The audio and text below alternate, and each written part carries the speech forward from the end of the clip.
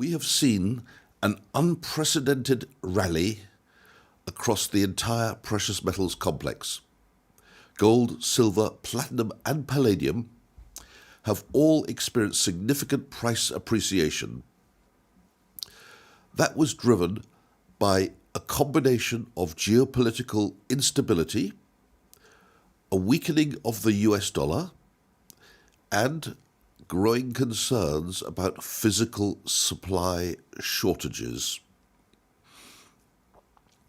Gold smashed records, trading not only above $5,000 an ounce, but above $5,500 an ounce at one point. It's now about $5,180 as I speak on this Friday morning, while silver has seen an even more explosive move, surging past $100, $110, and then past $120 at one point. So as of late January, registered silver inventories on COMEX, which is the only silver available for immediate delivery against future contracts, covered only 14% of the paper claims. So that means there's 7 claims, at least as far as the futures are concerned, on every actual physical ounce. So you only need 1 in 7 to demand their silver, and it's all gone.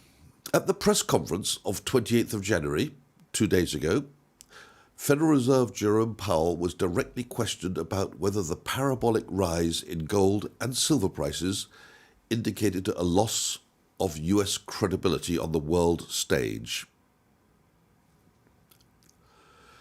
Powell dismissed that notion, stating, "The argument can be made that we're losing credibility or something, but that's simply not the case." Well, that's his opinion, and of course he was put on the spot by the question, so he didn't have time to think of a better answer.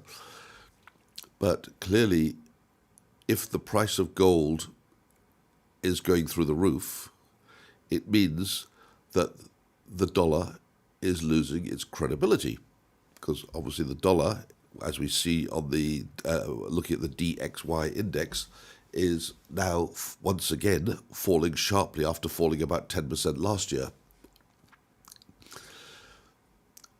So Jerome Powell said that he pointed to the anchored inflation expectations as proof of the Fed's standing, and he asserted that the central bank doesn't take macroeconomic messages from the metals rally. Obviously, that's very much in contradiction with Alan Greenspan, who regarded gold as one of his primary indicators as to whether everything was working, and a rising gold price. Don't forget, Alan Greenspan was a former Federal Reserve chairman many years ago, and Greenspan would say a rising gold price is a reason we have to be worried. We have to look at what we have to do. Silver has 7 paper claims for each physical ounce on COMEX. A 33 million ounce January drain collapsed inventories, risking March delivery default. Gold hit $5,500 as the Federal Reserve dismissed the rally, and tariffs hurt the dollar. Central banks bought 863 tons of gold last year, fleeing fiat money. Citigroup sees silver reaching $150 as the shortage forces a currency reset. Jerome Powell appeared not to be concerned by the gold price. And more importantly, when he was asked about the falling dollar, he again really said that's not our concern, it's the concern of the Treasury, which spooked the markets a little bit, because after all, the Federal Reserve, of which he's in charge, is the issuer of the US dollar currency. So to say that it's not really your concern when you're the head of the biggest country in the world, the world's reserve currency, and you're the issue of it, obviously got a few major players a little bit spooked there. In the first week of January, there was a 33.5 million ounce withdrawal from COMEX, representing 26% of the registered inventory vanishing in that week. And what I'd like to say to everybody is watch out for the month of March. The number of open contracts, or the amount of silver represented by the open contracts, is massively in excess of what is deliverable at the moment. Now, between now and March, those contracts might get closed, but the last time I looked, which was yesterday, the number of open contracts was not closing or reducing, it was rising. So if the majority of those buyers of silver contracts for March demand delivery, the silver doesn't exist at the moment. And that's a fact. The reason for the silver surge has been rumours or stories of a very severe short squeeze on COMEX. Bullion banks who've been shorting the silver market, which is a traditional way of making money. You sell the contract 3 months forward, wait for it to come to maturity, buy it back at spot, and sell again the futures contract 3 months forward. That's a guaranteed way of making money because of the contango. Means the 3 month price generally trades higher than the 1 month, the 0 month price. So by selling 3 months forward and then buying back when it gets to 0 month, you lock in a profit each time. But the trouble with that is if you're a short and you're expected to deliver the silver that you don't have, you've got to lay your hands on it. You might well have the silver, but if it's in the wrong place, let's say London instead of New York, or it's in the wrong shape, in other words, it's not deliverable bars, whilst you might be financially covered, you're going to have to try and buy the right size, right shape, physically deliverable bars on COMEX, and that might be what you've got trouble getting your hands on. So that could explain the short squeeze going on in COMEX. And it's significantly more than the registered silver available for delivery. So there's a precarious situation where some of those shorts, as a part of their risk management, are starting to close their short positions, further triggering or pushing up the prices. As far as forecasts for where gold could go and silver could go, we're now seeing forecasts start to come out with the possibility of $6,000 gold. And we're halfway there at one point when we were 5,500 in just the first month from 5,000, and talk of silver going to $150. This is talk of it getting to these numbers in the short term. By the short term, I don't know what that means, but next month or two is what people are saying. Of course, these are just forecasts, and we know that forecasts are always wrong. They're either too high or too low.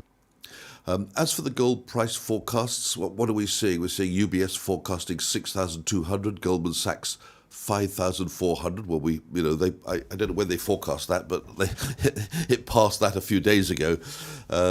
Deutsche Bank $6,000, Societe Generale $6,000, Morgan Stanley $5,700 in a bull case.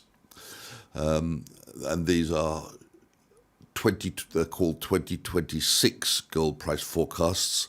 Analysts are saying that this tightness in the physical market is likely to continue.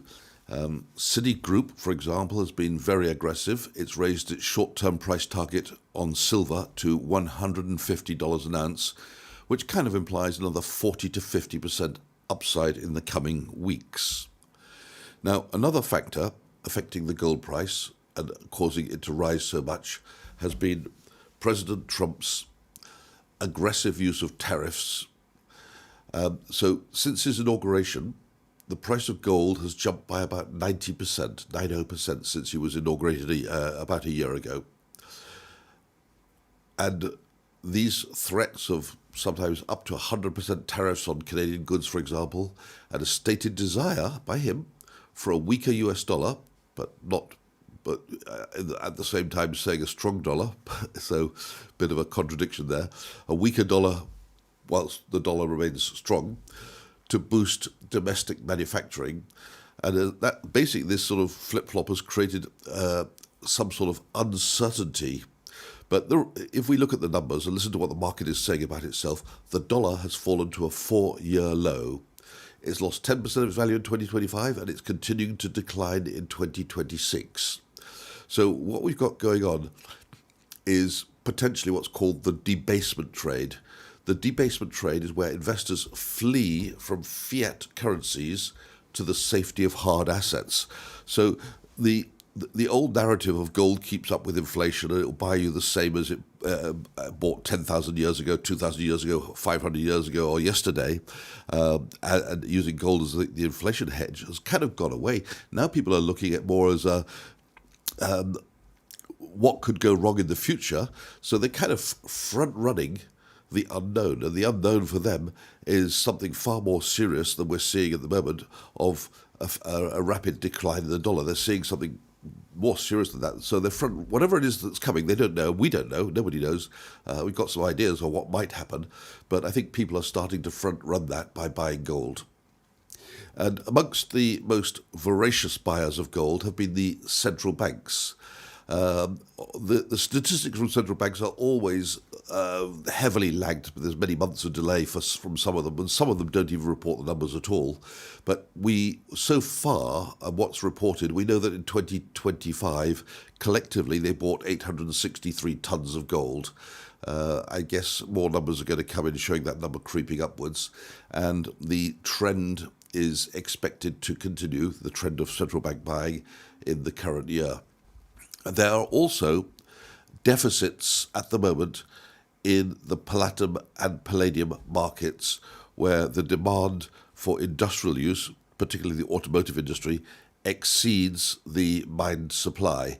And the mine supply, mustn't forget, is very precarious because all of the platinum and palladium comes from only two countries, or mainly two countries. One is Russia, which is sanctioned, and the other one is South Africa, where there's always going to be a worry of political instability and obviously workers asking, strikes and things like that, asking for more money. So there's a sort of worry that if we get into a strike action, say in South Africa, the supply of platinum and palladium might dry up for a while, and therefore users of platinum and palladium are starting to stock up to make sure they've got a supply to keep themselves going through a dry period. We've seen this massive drain in January of 33.5 million ounces going out of COMEX. We've got a little bit of a backwardation now in the silver market, where the futures prices are starting to be a bit below the spot prices, which indicates that the demand for immediate delivery of silver is higher than the demand for delivery of silver in 3 months' time. But that could also be a sort of warning that the silver price might decline as time marches on, because if the futures price is lower than the spot price, it means the demand, people are trying to buy now and not in 3 months' time. So, yeah, just to finish off, we've got this unprecedented period, January 2026, where we've seen one of the most volatile periods ever in history, perhaps not the most volatile, but certainly one of the most volatiles for gold and silver. We're seeing this strong demand in the light of the geopolitical turmoil, the weakening dollar, supply shortages. Obviously, there's a concern that something might be going to happen at some point. We don't know if it's days away, weeks away, months away, years away. But we all know the word global currency reset. We know it's coming at some point. It's going to come for most people long before they take their retirement, and they've got to be doing something to have something which is at least outside the system so they can get their hands on it. And whilst there's other options like property, many people are choosing to turn to the most liquid of all options, which is gold and silver, because you know that in a crisis, when people don't want your money, everybody's going to figure out very, very fast what an ounce of gold or what an ounce of silver will buy, and you'll have no shortage of people who'll want to take it off you. Even if there are governmental restrictions, everybody's going to want it.